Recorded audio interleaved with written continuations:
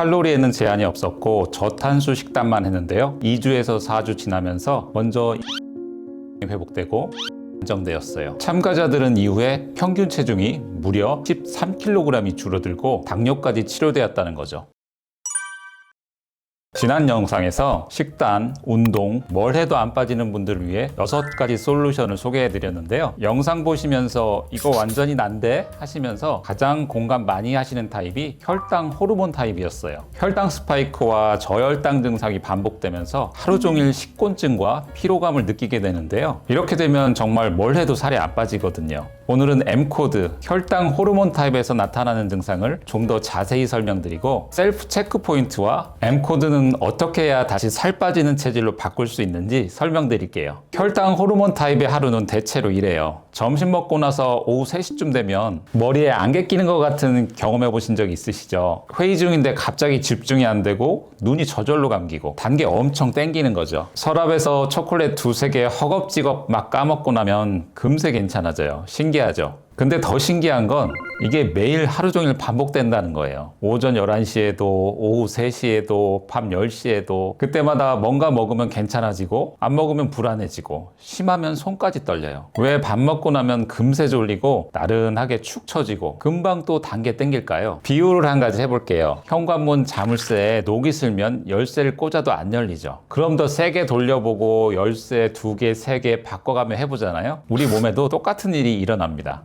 밥을 먹으면 혈당이 올라가고 췌장에서는 인슐린이라는 열쇠가 나와서 세포문을 열고 온몸 세포 구석구석으로 포도당을 보내야 해요. 그런데 혈당 호르몬 타입 M코드인 분들은 이 세포의 자물쇠에 녹이 들어 있어요. 의학적으로 인슐린 저항성이라고 하죠. 세포문이 안 열리니까 췌장이 당황을 해서 인슐린 열쇠를 2배, 3배, 심하면 5배까지 쏟아냅니다. 그러다 갑자기 자물쇠가 열리면 어떻게 될까요? 이미 너무 많이 나와 있던 인슐린이 한꺼번에 피 속에 있던 혈당을 세포 안으로 쓸어 넣어버려요. 이렇게 되면 혈액 속에 있던 혈당이 바닥을 찍게 되고 몸에서는 비상벨 2개가 동시에 울립니다. 하나는 뇌예요. 뇌는 포도당 에너지로 돌아가는데 포도당이 부족해지니까 머리가 멍해지고 단계 미치도록 먹고 싶어집니다. 다른 하나는 부신에서 울려요. 여기서 아드레날린을 확 쏟아내면서 손이 떨리고 식은땀이 나고 심장이 쿵쿵거립니다. 아드레날린은 원래 위험한 상황에서 나오는 전투 호르몬이에요. 혈당이 너무 떨어지니까 몸이 생명의 위협을 느끼고 비상 스위치를 켠 거예요. 이게 바로 혈당 롤러코스터인 거죠. 근데 여기서 진짜 무서운 건 따로 있습니다. 인슐린이 높은 상태에서 지속되면 우리 몸은 하루 종일 저장 모드가 계속돼요.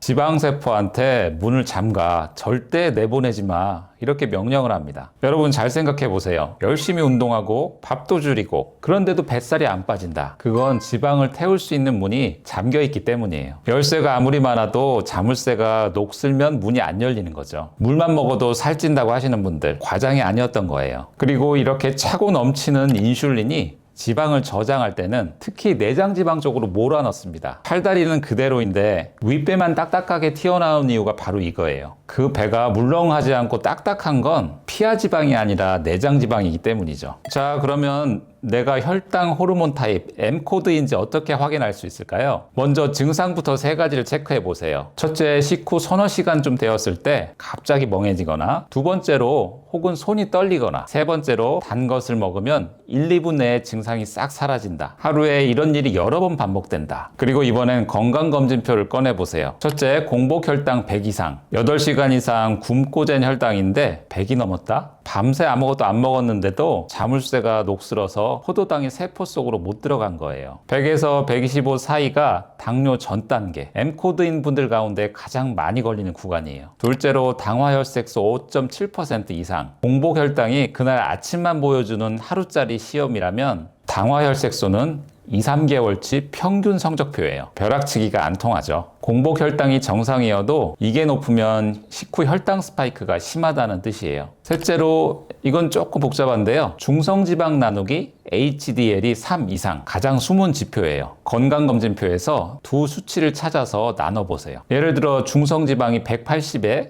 HDL이 45면 180을 45로 나누면 4죠. 이게 3을 넘으면 인슐린이 과잉 분비되고 있다는 간접적인 증거거든요. 넷째로 체중은 정상인데 배만 나온 경우 허리둘레를 키로 나누어서 0.5 이상이면 내장 지방 적신호예요. 키 170이면 허리 85부터, 키가 160이면 80부터겠죠. 체중계는 그대로인데 바지만 안 맞는 분들, 이게 마른 비만, M코드의 전형적인 체형이에요. 앞에서 말씀드린 증상 3가지와 건강검진표 4가지 수치, 이 7가지에서 4가지 이상 해당되신다면 M코드를 의심해 볼 수 있는 거죠. 근데 여기서 정말 중요한 걸 말씀드릴게요. 이거 많은 분들이 모르시는데요. M코드 분들 중성지방이 높게 나오면 보통은 기름진 걸 많이 먹어서 그런가 삼겹살부터 줄이거든요. 그게 아니에요. M코드의 중성지방은 기름이 아니라 탄수화물 때문이에요. 과잉 인슐린이 처리 못한 탄수화물을 간에서 지방으로 바꿔버린 거예요. 삼겹살이 아니라 밥 먹는 방식을 바꿔야 돼요. 이걸 모르면 방향 자체를 완전히 잘 못 잡게 되죠. 이제 그럼 뭘 어떻게 바꿔야 하느냐? 혈당 호르몬 타입 M코드의 1순위 전략은 식사법이에요.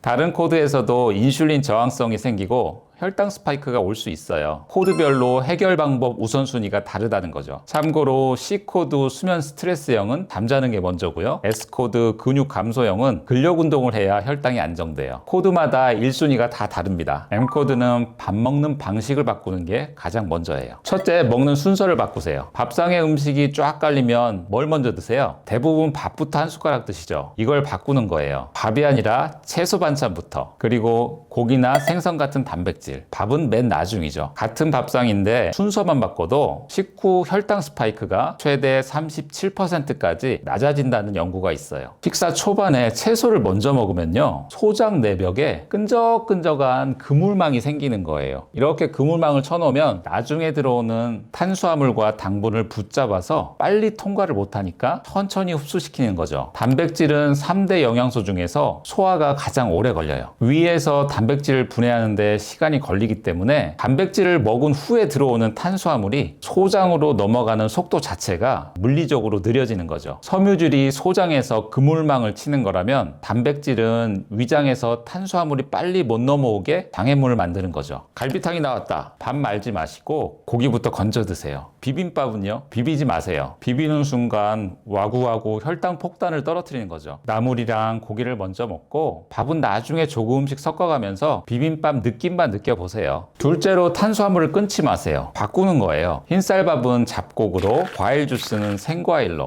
흰 빵 대신 통밀빵으로. 댓글에도 많이 올려주셨는데요. 탄수화물 끊었더니 3일 만에 폭식을 했다. 자, 이거 의지력이 약해서가 아니에요. M코드가 탄수화물을 확 끊어버리면 저혈당 증상이 와요. 뇌가 비상사태라고 비명을 지릅니다. 그러면 몸이 살기 위해서 닥치는 대로 먹게 만드는 거죠. 폭식은 여러분 의지가 아니고 몸의 생존 본능이에요. 이건 의지로 이길 수 있는 게 아니에요. 그러니까 탄수화물을 끊지 말고 종류를 바꾸세요. 천천히 흡수되는 탄수화물로. 셋째로, 배고프기 전에 미리 드세요. 오후 3시쯤에 손이 떨리기 시작하면 이미 늦은 거예요. 혈당이 바닥을 찍은 거죠. 그 전에 삶은 계란 하나, 견과류 한 줌을 미리 드세요. 차 연료 경고등 들어오고 한참 운전하다가 도로에서 멈춰버리면 이미 늦은 거잖아요. 2018년 미국에서 262명의 당뇨 환자를 대상으로 한 연구가 있었는데요. 이 연구에서는 칼로리를 제한하지 않았어요. 굶기지 않았습니다. 대신 인슐린이라는 호르몬 문제를 먼저 해결했어요. 저탄수화물과 건강한 단백질과 지방, 그리고